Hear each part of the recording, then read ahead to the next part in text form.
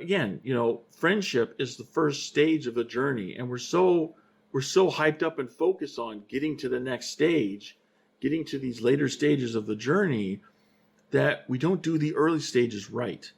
We don't spend enough time in the early stages, and we don't do enough of the work that needs to be done in these early stages. Just calm down and relax, and just, take that first stage of the journey, which is friendship, and embrace it fully and enjoy it for what it is. Quit looking for deal makers and deal breakers. Just look for, the qualities that make people good friends, and focus on that. Within weeks in my new ward, I got to know a bit more about the guys and what I considered to be their date ability. I've been asked out by a couple of them, but not by Doug. One of my friends referred to him as good old Doug. He was one of those guys that made a great friend, but no one I would date. He was an NGB, a nice guy, but, oh gosh, you judging this person way too soon. I don't know anything about Doug other than what you told me, and I can guarantee you were judging this person way too soon. Hopefully, based on the title of this article, you're going to go on and tell us about how you changed your mind about Doug and guys like him, because there's a lot of guys in that situation. I was around this time. I had an important conversation with a friend. We were both in our early 20s and unmarried. We're discussing our dating lives, or lack thereof. With other friends, this conversation frequently led to blaming men for not being proactive enough in dating or being too superficial. Again, that's the problem. You keep looking outside yourself.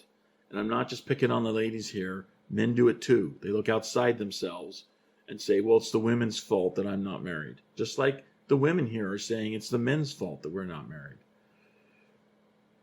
How my friend said, we are single because of us, not because of the people we date. Oh, yes, hot dog.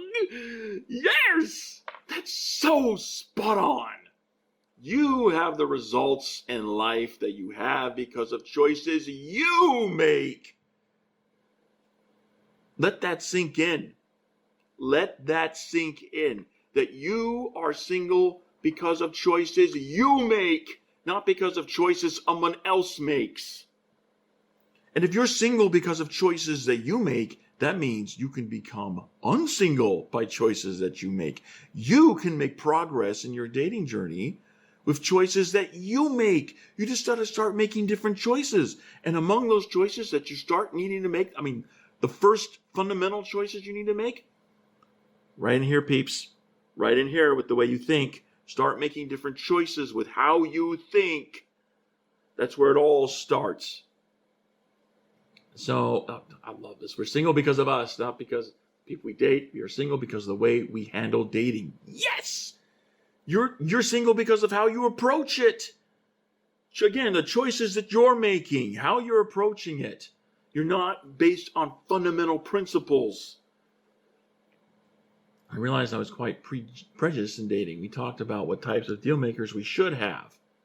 Our list included, is he a worthy priesthood holder who respects and honors his opportunity to do work in the name of the Lord? Does he attend church, the temple? Does he make a good husband and father? Does he strive to do the Lord's will in all things? Does he demonstrate charity? Does spending time with him help me come unto Christ?